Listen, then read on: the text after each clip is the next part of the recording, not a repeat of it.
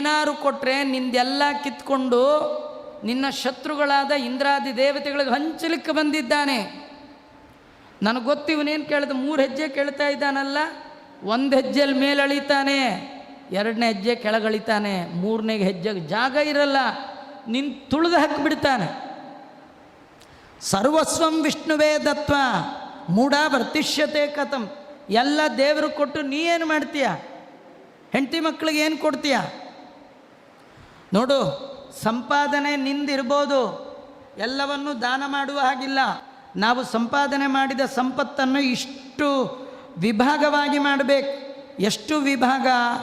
ಧರ್ಮಾಯ, ಯಶಸ್ಸೇ, ಅರ್ಥಾಯ, ಕಾಮಾಯ, ಸ್ವಜನಸ್ಯ ಚ. ಬರುವ ಸಂಪತ್ತನ್ನು 5 ವಿಭಾಗ ಮಾಡಬೇಕಂತೆ. 5ನೇ 1 ಭಾಗ ಮಾತ್ರ ಧರ್ಮಕ್ಕೆ, 5ನೇ 1 ಭಾಗ ಕೀರ್ತಿಗೆ, 5ನೇ ಭಾಗ ಇನ್ವೆಸ್ಟ್ಮೆಂಟ್, 5ನೇ 1 ಭಾಗ ಎಂಜಾಯ್ಮೆಂಟ್, 5ನೇ 1 ಭಾಗ ಸಂಬಂಧಿಕರಿಗೆ ಸ್ಪೆಂಡ್ ಮಾಡಬೇಕಂತ. ಪಂಚದಾ ವಿಭಜನ್ ವಿತ್ತಾಯ ಮುತ್ರೇ ಚ ಮೋದತೆ. ತನ್ನ ಸಂಪತ್ತನ್ನು 5 ವಿಭಾಗ ಮಾಡಿ ಅವನು ಸರಿಯಾಗಿ ನಿರ್ವಹಣೆ ಮಾಡ್ತಾನೆ, ಅವನು ಭೂಲೋಕದಲ್ಲೂ ಯಶಸ್ವಿ, ಪರಲೋಕದಲ್ಲಿಯೂ ಉತ್ತಮ ಲೋಕ ಬರುತ್ತೆ. ದುಡ್ಡೆಲ್ಲ ನಂದು, ನಾನು ಏನು ಬೇಕಾದ್ರೂ ಮಾಡ್ತೀನಿ ಹಾಗನ್ನೋ ಆಗಿಲ್ಲ. ಕಥೆ ಏನು ಗೊತ್ತಾ? ಈಗ ದುಡ್ಡೆಲ್ಲ ನಂದು ಅಂತ ಅನ್ನೋ ಹಾಗೇ ಇಲ್ಲ. ಯಾಕೆಂದರೆ ಅವನಿಗಿಂತೂ ಡಬಲ್ ಹೆಂಡ್ತಿಗೆ ಬರ್ತಿರುತ್ತೆ. ನಿಮ್ದೇನ್ರಿ ಅಂತಾಳೆ, ಮುಗಿತಲ್ಲ. ಇಂದಿರಾ ರಮಣ ಗೋವಿಂದ ಗೋವಿಂದ. ಹಿಂದೆ ಒಬ್ಬರೇ ದುಡಿಯೋರು, ಎಲ್ಲ ಮನೇಲಿರೋರೆಲ್ಲ ಹಂಚ್ಕೊಂಡು ತಿನ್ನೋರು ಅಲ್ವಾ? ಒಬ್ಬರೇ ದುಡಿಯೋರು. ಮನೇಲಿ ಒಂದೇ ತಾಯಿ ಅಡುಗೆ ಮಾಡೋಳು, 10 ಜನ ಊಟ ಮಾಡೋರು. ಅದೇನು ಅವಳೊಬ್ಬಳೆ ಮಾಡೋದು, ನಾವು ಮಾಡ್ತೀವಿ ಅಂತ ಮನೇಲಿದ್ದವರೆಲ್ಲ ಹಿಡಿ ಉಪ್ಪು ಹಾಕಿ ಬಂದರೆ ಸಾರಿಗೆ ತಿನ್ನೋನು ಯಾರು? ಟೂ ಮೆನಿ ಕುಕ್ಸ್ ಹೇಳ್ತಾರಲ್ಲ. ಎಲ್ಲ ಸಂಪಾದನೆ ಮಾಡಬಾರ್ದು. ಒಂದು ಸಂಪತ್ತು ಪ್ರೀತಿ ಇರಬೇಕು, ವಿಭಾಗ ಮಾಡಬೇಕು, ತಿನ್ನಬೇಕು, ಹಂಚ್ಕೊಂಡು ತಿನ್ಬೇಕ್ರಿ, ಆಗ ಆನಂದ ರೀ ಅಲ್ವಾ? ನಮ್ಮಲ್ಲಿ ಹಂಚ್ಕೊಂಡು ತಿನ್ನೋ ಸಂಪ್ರದಾಯವೇ ಹೋಯ್ತು. ನನಗೆ ನಿನಗೆ, ನಿಮ್ಮ ದುಡ್ಡು ನಮಗೆ ಬೇಡ, ನಮ್ಮ ದುಡ್ಡು ನಿಮಗೆ ಬೇಡ. ಇವ್ರದ್ದು ಪ್ಯಾಕೇಜ್, ಅವ್ರದ್ದು ಪ್ಯಾಕೇಜ್, ಹೋಗುವಾಗಲೂ ಎಲ್ಲರೂ ಪ್ಯಾಕೇಜ್. ಇಂದಿರಾ ರಮಣ ಗೋವಿಂದ ಮಾಡಬಾರ್ದು, ಅದೆಲ್ಲ ಏನು ಮಾಡಬಾರ್ದು. ಇಲ್ಲಿ ಹೇಳ್ತಾನೆ, ಆ ಬಂದ ದುಡ್ಡನ್ನು ಹೀಗೆ ಬೇಕು. ಅದರಿಂದ ನೀವೊಂದು ಕೆಲಸ ಮಾಡು, ಕರೆಯೋದು ಕರೆದುಬಿಟ್ಟಿದೆಯಾ, ಕೊಡ್ತೀನಿ ಅಂತ ಬೇರೆ ಅಂದ್ಬಿಟ್ಟಿದೆಯಾ, ವಿಳ್ಳೆದೆಲೆ ಅಡಿಕೆ ಇಟ್ಕೊಂಡು 5 ರೂಪಾಯಿ ದಕ್ಷಿಣ ಇಟ್ಟು ಕೊಟ್ಟು ಕಳಿಸ್ಬಿಡೋ ಅಂದರು.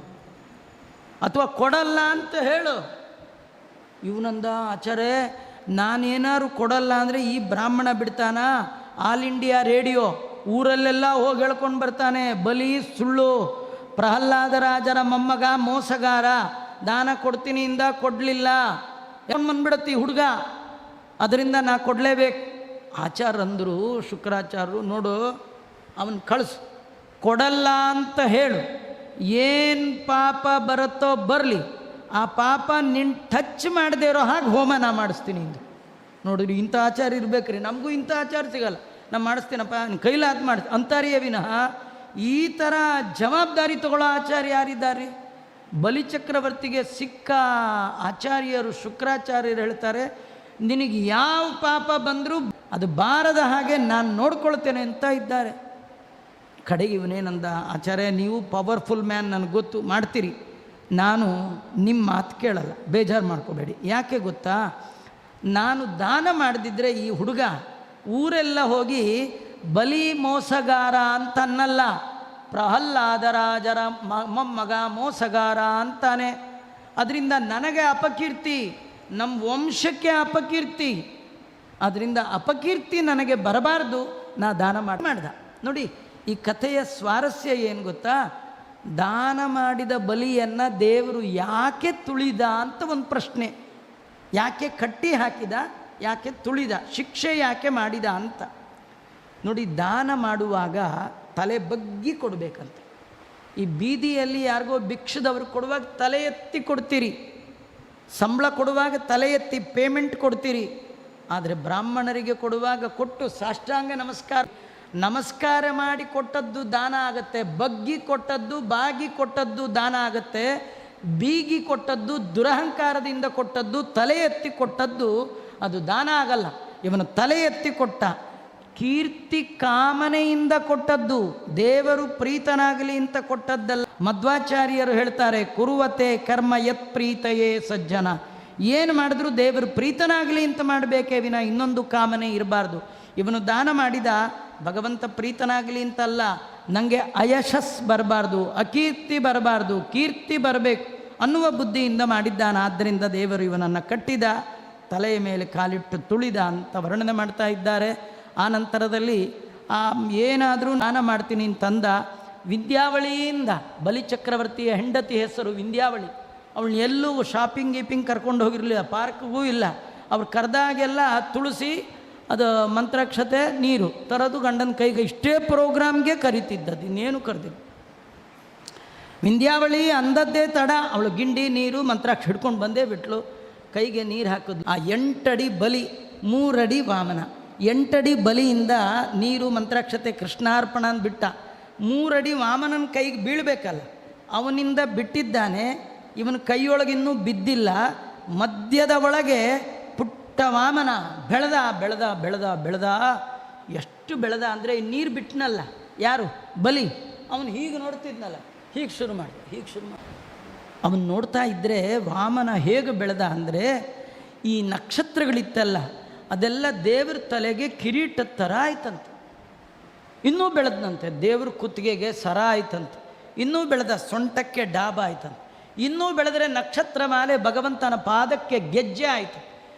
ಎಲ್ಲ ಈಗ ನೋಡಿ ತಲೆಯಲ್ಲಿ ಕಿರೀಟ ಬಿತ್ತೇವಿನ ದೇವ್ರ ಪಾದ ಸರಿಯಾಗಿ ಕಾಣಲಿಲ್ಲ. ಯಾರಿಗೆ? ಬಲಿಚಕ್ರವರ್ತಿಗೆ. ಅವನು ದಾನ ಮಾಡಿದ. ದಾನವನ್ನು ತೊಗೊಂಡ್ಮೇಲೆ ಬಲಿಚಕ್ರವರ್ತಿಗೆ ವಾಮನ ಅಂದ, ದಾನ ಕೊಟ್ಟಾಯ್ತಲ್ಲ, ಇನ್ನು ಅಳಿಯೋ ಪ್ರೋಗ್ರಾಮ್ ನಮ್ಮದು, ನಿಮ್ಮ ಪಕ್ಕಕ್ಕೆ ಬಂದ. ಒಂದು ಪಾದ ಮೇಲೆ ಎತ್ತದ ನೋಡ್ರಿ, ಮೇಲೆಲ್ಲ ಮುಗಿದೋಯ್ತು. ಇನ್ನೊಂದು ಪಾದ ಎತ್ತದ, ಕೆಳಗೆಲ್ಲ ಮುಗಿದೋಯ್ತು. ಕೇಳ್ತಾ ಇದ್ದಾನೆ, ಏನು 3 ಹೆಜ್ಜೆ ಭೂಮಿ ಕೊಡ್ತೀನಿ ಅಂತೀಯ, ಎಲ್ಲಿಡ್ಲಿ 3ನೇ ಹೆಜ್ಜೆ ಎಂದ. ದೇವರಿಗೆ ಸಿಟ್ಟು. ಅವನೇನಂದ, ಬಲಿ ನಿನಗೆ ಏನು ಬೇಕೋ ಕೇಳು ಅಂದ. ನಾನು ಕೊಡ್ತೇನೆ ಎಂದ. ದೇವರಂದ, ನೀನು ಕೊಡಬೇಕಾದ್ರೆ ವಸ್ತು ನಿಂದಾಗಿರಬೇಕು. ನಿನ್ನದಲ್ಲದ ವಸ್ತುವನ್ನು ನೀನು ಹೇಗೆ ಕೊಡ್ತೀಯ? ಸುಮ್ಮನೆ ನಿಮಗೆ ನೆನಪಿಗಿರಲಿ ಅಂತ ಹೇಳ್ತೇನೆ. ಈ ಪುರಾಣ ಗಿರಾಣ ಪ್ರವಚನ ಮಾಡೋರು ಶರ್ಟ್ ಹಾಕ್ಕೊಂಡು ಬಂದಿರ್ತಾರೆ ಅಂತ ಇಟ್ಕೊಳ್ಳಿ. ಪುರಾಣಕ್ಕೆ ಮುಂಚೆ ಶರ್ಟನ್ನಲ್ಲಿ ನೇತು ಹಾಕಿ ಪ್ರವಚನ ಮಾಡ್ತಿರ್ತಾರೆ. ಎಲ್ಲ ಆದಮೇಲೆ ಮಂತ್ರಾಕ್ಷತೆ ತೊಗೊಂಡು ಪ್ರಶ್ನೆ ಕೊಡೋ ಸಂದರ್ಭದಲ್ಲಿ ಶರ್ಟ್ ತೊಗೊಂಡು ಅವ್ರ ಜೋಬೊಳಗೆ ಕೈ ಹಾಕಿ, ಎಷ್ಟು ಕೊಡಲಿ ಆಚಾರ್ಯ ದಕ್ಷಿಣೆ ಅಂದ್ರೆ ಏನು ಮಾಡ್ಬೇಕ್ರಿ? ಅವ್ರದ್ದೇ ಜೇಬು, ಅವ್ರದ್ದೇ ದುಡ್ಡು. ಸಿಟ್ಟು ಬರುತ್ತಾ ಇಲ್ಲ? ಭಗವಂತ ಅಂದ, ಈಶಾವಾಸ್ಯಮಿದಂ ಸರ್ವಂ, ಎಲ್ಲವೂ ನಂದೇ, ನನ್ನ ತಗೊಂಡು ನನಗೆ ಎಷ್ಟು ಕೊಡಲಿ ಅಂತ ಕೇಳ್ತೀಯ ನೀನು? ಎಲ್ಲಿ 3ನೇ ಹೆಜ್ಜೆಗೆ ಎಲ್ಲಿಡಲಿ ಭೂಮಿ, ಎಲ್ಲಿದೆ ಜಾಗ ಅಂಥೇಳಿ ಕೇಳುವಾಗ, ನೀನು ವಚನ ಭ್ರಷ್ಟ ಆಗಿದ್ದೀಯ, ಮಾತಿಗೆ ತಪ್ಪಿದ್ದೀಯ ಅಂತ ವರುಣ ಪಾಶದಿಂದ ಭಗವಂತ ಕಟ್ಟಿದ್ದಾನಂತೆ. ದೇವರನ್ನ ಭಕ್ತರು ಬಿಡಲ್ಲ, ಭಕ್ತರನ್ನು ದೇವರು ಬಿಡಲ್ಲ, ಇವನು ಕಟ್ಟಾಕ್ತಾನೆ. ಕಡೆಗೆ 3ನೇ ಹೆಜ್ಜೆ ಎಲ್ಲಿಡ್ಲಿ ಇಂದ. ಆ ಸಂದರ್ಭದಲ್ಲಿ ಪ್ರಹ್ಲಾದರಾಜರು ಬಂದರು. ದೇವ್ರಿಗೆ ಭಾಳ ಬೇಕಾದವರು. ಪ್ರಹ್ಲಾದರಾಜರನ್ನು ದೇವರು ಕೇಳ್ದ, ಏನಪ್ಪ ಬಲಿ, ನಿನ್ನ ಮೊಮ್ಮಗಂದು ಎಲ್ಲ ಕಿತ್ಕೊಂಡ್ಬಿಟ್ಟೆ, ನಿನಗೇನಾದರೂ ಬೇಜಾರ? ಪ್ರಹ್ಲಾದ ಅಂದ, ಸ್ವಾಮಿ ನಾ ಯಾಕೆ ಬೇಜಾರು ಮಾಡಿಕೊಳ್ಳಿ, ನೀನೇ ಕೊಟ್ಟದ್ದು, ನೀನೇ ಮರಳಿ ಪಡೆದಾಗ ನಾನು ಯಾಕೆ ಬೇಜಾರು ಮಾಡಲಿ? ನಮಗಿದೆಲ್ಲ ಅರ್ಥ ಆಗಬೇಕು ಅಂದರೆ, ಲೌಕಿಕವಾಗಿ ನಿಮ್ಮ ಪಕ್ಕದ ಮನೆಯವರು ಬೀಗ ಹಾಕಿ ಎಲ್ಲೋ ಹೋಗಿರ್ತಾರೆ, ನಿಮ್ಮ ಕೈಲಿ ಕೀ ಕೊಟ್ಟಿರ್ತಾರೆ. ವಾಪಸ್ ಬಂದು ಕೀ ಕೇಳಿದಾಗ ನಿಮಗೆ ಕೊಡಬೇಕಾ ಅಂದರೆ ಕೊಡು. ಅವ್ರ ಕೀ ಅವ್ರಿಗೆ ಕೊಟ್ಟರೆ ನಿಮಗೆ ಯಾಕೆ ಬೇಜಾರಪ್ಪ ಅಲ್ವಾ? ಪ್ರಹ್ಲಾದರಾಜರಂದರು, ನಿನ್ನ ಸಂಪತ್ತು ನಿನ್ನ ಕೊಟ್ಟರೆ ನನಗೆ ಯಾಕೆ ಬೇಜಾರು ಅಂದರು. ಆಮೇಲೆ ಈ ಬಲಿಚಕ್ರವರ್ತಿ ಹೆಂಡತಿ ವಿಂಧ್ಯಾವಳಿ ಬಂದಳು, ದೇವರಿಗೆ ನಮಸ್ಕಾರ ಮಾಡಿದ್ಲು. ದೇವರು ಅವಳನ್ನು ಕೇಳ್ದ, ಏನಮ್ಮ ನಿಮ್ಮ ಯಜಮಾನರು ಎಲ್ಲ ದಾನ ಮಾಡಿದ್ರು, ಎಲ್ಲ ಕಳ್ಕೊಂಡ್ರು ಅಂತ ನಿನಗೇನಾದರೂ ಬೇಸರ ಇದೆಯಾ ಅಂದ್ರೆ ಅವಳಂದ್ಲು, ನಮ್ಮ ಯಜಮಾನ್ರದ್ದು ಇನ್ವೆಸ್ಟ್ಮೆಂಟೇ ಇಲ್ಲ ಅಂದ್ಲು. ಇನ್ವೆಸ್ಟ್ಮೆಂಟ್ ಮಾಡಿದರೆ ಪ್ರವಚನೆ ಮಾಡಬೇಕು, ಬರುವಾಗ ಏನು ತಂದಿಲ್ಲ, ಹೋಗುವಾಗ ಏನು ತಂದಿಲ್ಲ, ತೊಗೊಂಡು ಹೋಗಲ್ಲ. ಮಧ್ಯದಲ್ಲಿ ಕೆಲವರಿಗೆ ದುರ್ಬುದ್ಧಿ, ನಂದು ಅನ್ನೋದು. ಆ ದುರ್ಬುದ್ಧಿ ಹೋಗುವ ಹಾಗೆ ನೀ ಮಾಡಿದೆ, ನನಗ್ಯಾಕೆ ಬೇಜಾರು? ಕ್ರೀಡಾತ್ಮನಃ, ನಿನ್ನ ಆಟದ ಬಯಲು, ಈ ಭೂಲೋಕ ನಿನ್ನ ಆಟದ ಅರಮನೆ, ನಾವೆಲ್ಲ ನಿನ್ನ ಆಟದ ವಸ್ತುಗಳು, ನನಗ್ಯಾಕೆ ಬೇಜಾರು ಸ್ವಾಮಿ ಅಂದರೆ ದೇವರಂದ, ನಿಮ್ಮ ಫ್ಯಾಮಿಲಿ ಒಳಗೆ ನೀನೇ ರ್ಯಾಂಕ್ ಸ್ಟೂಡೆಂಟ್ ಅಂದ. ಅದಕ್ಕೆ ಅವತ್ತಿಂದಲೂ ಲೇಡೀಸ್ ಫಸ್ಟ್. ಯಾಕೆ ರ್ಯಾಂಕ್ ಸ್ಟೂಡೆಂಟ್ ಅಂದರೆ ದೇವರು ಅವತ್ತು ವರ ಕೊಟ್ಟದ್ದು ಹಾಗೆ ರನ್ನಿಂಗಲ್ಲಿ ಬರ್ತಾ ಇದೆ. ಮನೇಲಿ ಹೆಣ್ಣು ಮಕ್ಕಳು ಮಾಡುವಷ್ಟು ಧರ್ಮವನ್ನು ಗಂಡು ಮಕ್ಕಳು ಏನು ಮಾಡಲ್ಲ. ಇವತ್ತು ಮನೆಯಲ್ಲಿ ಏನಾದರೂ ದೇವ್ರ ಪೂಜೆ ನಡೀತಾ ಇದೆ, ಹಬ್ಬ ನಡೀತಿದೆ ಅಂದರೆ ಇದಕ್ಕೆ ಕಾರಣ ಮನೆಯಲ್ಲಿರುವ ತಾಯಂದರು ಅವರು ಹಾಕಿ ಕೊಟ್ಟದ್ದೇ ನಡೀಲಿಕ್ಕೆ ಸಾಧ್ಯ. ವಿಂಧ್ಯಾವಳಿ ಅಷ್ಟು ಉತ್ತಮವಾದ ಹೆಣ್ಣು, ಅವಳ ಮಾತಿಗೆ ಸ್ತೋತ್ರಕ್ಕೆ ಮೆಚ್ಚಿ ಭಗವಂತ ಅಂದ, ಏನು ಮಾಡಲಿ ಹೇಳಿ, ಈಗ ನೀನೇ ಉದ್ಧಾರ ಮಾಡು ಸ್ವಾಮಿ ಎಂದಾಗ ಭಗವಂತ ಬಲಿಚಕ್ರವರ್ತಿಗೆ ಹೇಳ್ತಾನೆ, ಬಲಿ ಏನು ಮಾಡಲಿ ನೀನು ಹೇಳು ಅಂದರೆ ಬಲಿಚಕ್ರವರ್ತಿಯಿಂದ, ಸ್ವಾಮಿ ಎಲ್ಲಿಡ್ಲಿ ಅಂತ ಕೇಳಬೇಡ, ಕುರುಮೇ ಶೀರ್ಷ್ಣಿ, ನಿನ್ನ 3ನೇ ಹೆಜ್ಜೆಯನ್ನು ಈ ನನ್ನ ತಲೆಯಲ್ಲಿಡು ಅಂತ ಕೇಳಿದಾಗ ಭಗವಂತ ತಲೆಯಲ್ಲಿ ಇಟ್ಟ ಕಥೆ ಇಲ್ಲ, ಇಡಕ್ಕೆ ಮುಂಚೆ ಹೇಳ್ತಾ, ನಾನು ನಿನ್ನ ತಲೆ ಮೇಲೆ ಕಾಲಿಟ್ಟರೆ ನೀತಳ ಲೋಕಕ್ಕೆ ಹೋಗ್ತೀಯ, ಬೇಸರ ಮಾಡಬೇಡ, ಇಂದ್ರ ಪದವಿಗಾಗಿ ಹಾತೊರಿಬೇಡ, ನಿನಗೊಂದು ಕಲ್ಪಕ್ಕೆ ಮುಂದೆ ಇಂದ್ರನನ್ನಾಗಿ ನಾನೇ ಮಾಡ್ತೀನಿ, ನೀನೇ ಹೋದರೆ ಸ್ವಲ್ಪ ದಿನ, ನಾನೇ ಕೊಟ್ಟರೆ ಲಾಂಗ್ ಟರ್ಮ್ಗಿರ್ಬೋದು. ನಾವು ಪಡೆದದ್ದು ಸ್ವಲ್ಪ, ದೇವರು ಕೊಟ್ಟರೆ ಶಾಶ್ವತ. ದೇವರು ಕೊಟ್ಟದ್ದಕ್ಕಾಗಿ ಬಯಸ್ರಿ, ನೀವು ಪಡೀಲಿಕ್ಕೆ ಹೋಗಬೇಡಿ. ಏನು ಕೊಡ್ತೀಯೋ ಕೊಡು, ಇಟ್ಟಂಗೆ ಇರುವೇನೋ ಹರಿಯೇ ಅಂತನ್ನು, ಹೀಗೆ ನಾನು ಹಾಗಿರ್ಬೇಕು ಅದಕ್ಕೆ ಪ್ರಯತ್ನ ಅನ್ಬೇಡ, ಕೊಡುವ ಕಾಲ ಬಂದಾಗ ನಾನೇ ಕೊಡ್ತೇನೆ, ಯೋಚನೆ ಮಾಡಬೇಡ. ಅಲ್ಲಿಯ ತನಕ ದೇವತೆಗಳು ಕೂಡ, ಸ್ವರ್ಗೀಯರಾದ ದೇವತೆಗಳು ಕೂಡ ಪ್ರಾರ್ಥನೆ ಮಾಡಲಿಕ್ಕೆ ಯೋಗ್ಯವಾದಂತಹ ಸ್ಥಳವನ್ನು ನಿನಗೆ ಕೊಡ್ತೇನೆ. ಅಷ್ಟೇ ಅಲ್ಲ, ನಿನ್ನ ಮನೆಯ ಬಾಗಿಲನ್ನು ಗದಾಪಾಣಿಯಾಗಿ ನಾನೇ ಸ್ವತಃ ಕಾಯ್ತೇನೆ.